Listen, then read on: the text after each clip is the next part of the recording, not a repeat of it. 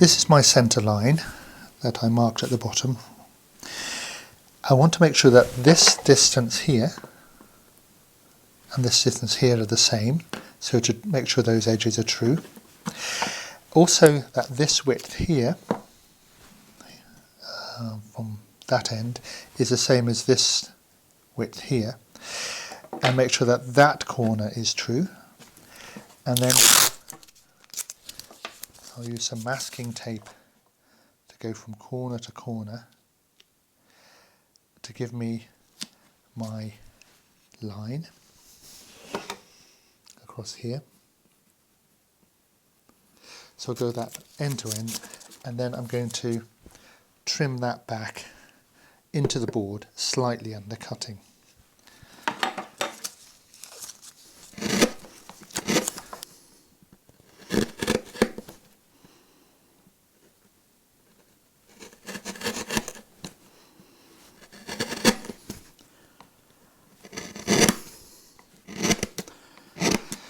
So when I've got all this true, this line, this plane rather, turns, if you remember, to the end. And what I'm going to do is I'm going to just sand that with very fine sandpaper so that becomes a finished surface.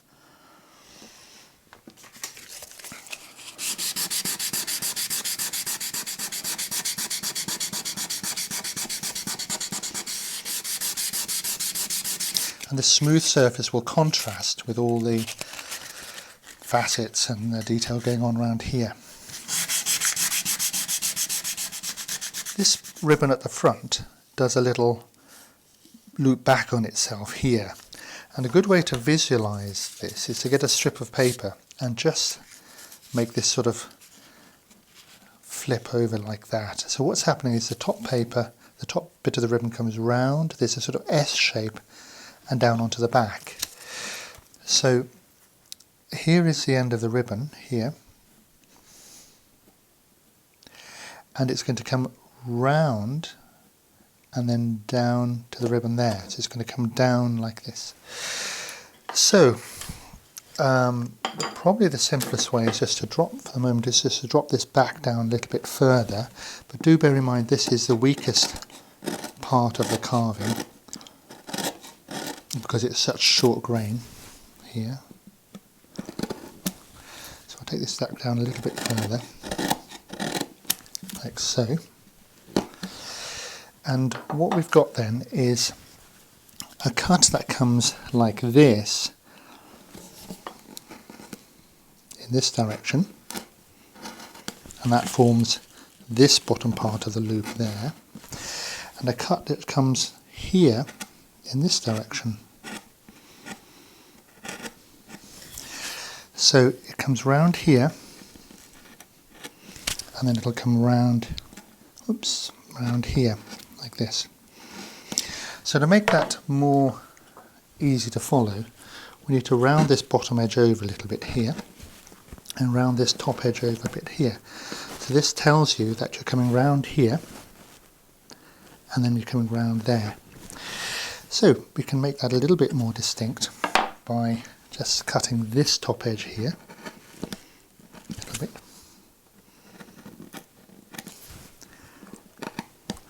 and rounding this bit over, because that's where it comes round like that, round this edge over a little bit.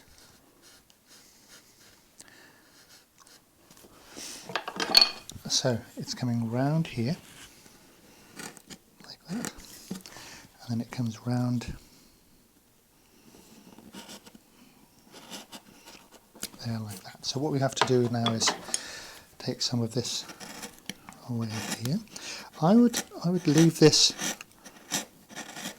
fairly generous in this part, but coming down a little bit thinner, as if coming down a little thin at the bottom here.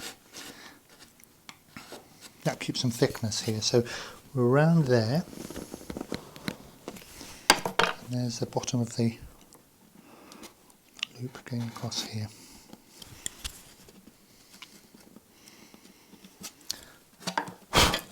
So that's the idea, and then we need to just clean this all up and make sure that we have a strong edge coming along here. a little bit backwards and forwards.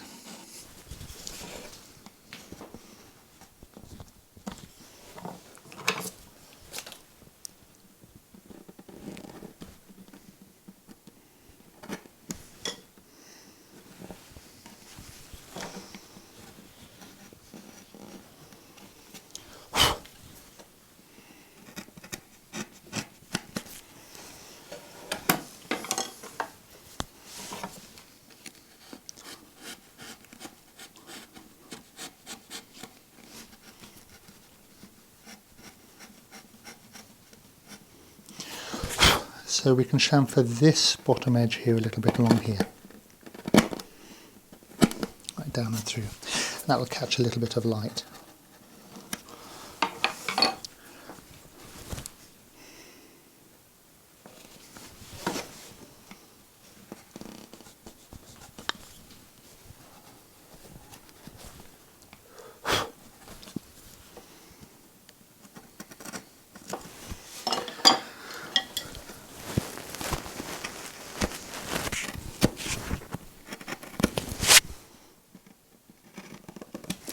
So we do this on both sides, clean that up, and that's the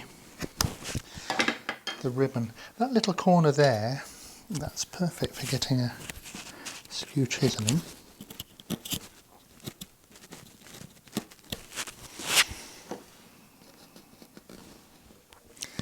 With the banner finished, the whole tree is finished, and we can release the carving from the backing board by splitting this paper with a spatula. Then we're left with just cleaning up these edges here, which we can get to from the back. The way to split the paper is to start at some of the strongest part of the carving. Find the seam, and you must find the seam and not go into the wood. And with a thin spatula like this, you have to find the way into the paper. Keep it flat, don't bend it, and gradually lever backwards and forwards all around this area, and then go to another part and start in from there. This is a very long old spatula that I've had for many years, and it's quite good for reaching under long carvings like this. So sometimes I hit the end, and you can see it's coming all the way through now.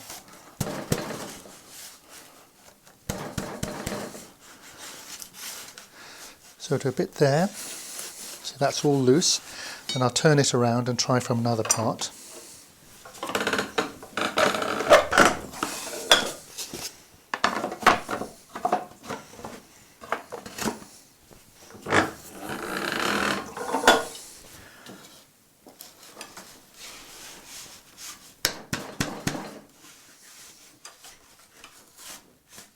See, that's all free now. So this is a very fragile part, and you want to really go into the carving this way, not out this way in case you knock it off. So find this paper seam and just quietly run the spatula through, being careful not to lever.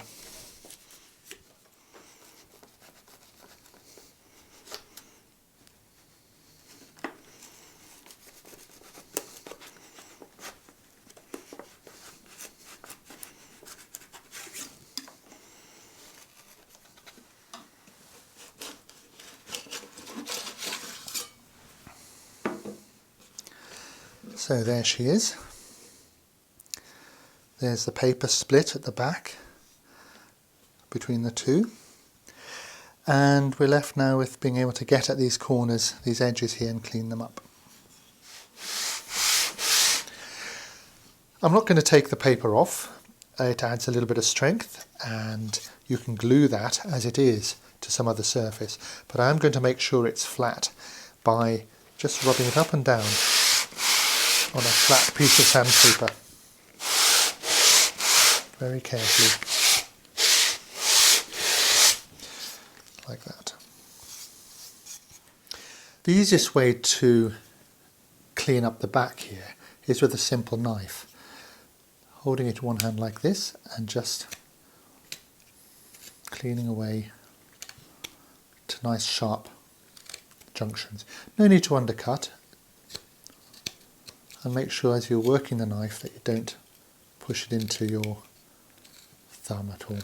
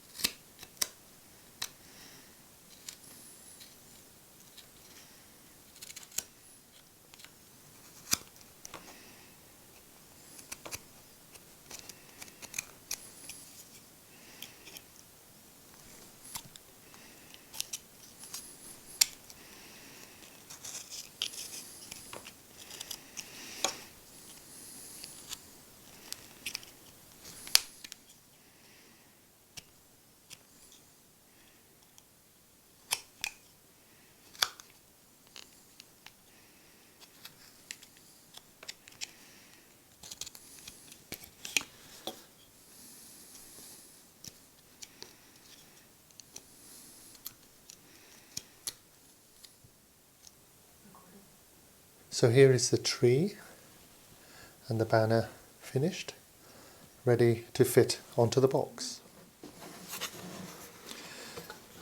So the tree will fit somewhere here on the box. I'm going to glue it, but I'm also going to screw it from the back as well. So how do you locate the screw holes accurately from the back? Well, let me show you a simple method of doing that. The first thing to do is to locate the thickest parts of the carving where you're going to put the screws. And then into these parts you would put a little panel pin. This is a veneer, very fine pin, something like this. When the carving is protected beneath on some sort of padding, you just make sure that's upright. And then you nip off this panel pin, taking care of your eyes, like so. And you would do that all over the carving wherever you think you wanted to put a screw. So when you place it on the box and press down, those pins mark points on the surface of the box which you can drill through and add your screw from the other side. Taking care to get the right thickness of screw so that you don't go through the front of the carving. I'm adding an acrylic varnish to the carving. You want to finish the carving and the box before putting them together. That's definitely the neatest way. So with a brush you can work all this in. You could use beeswax. Put a bit more down here. Or you could in fact paint or stain the tree different colours. But I'm keeping it as natural wood here.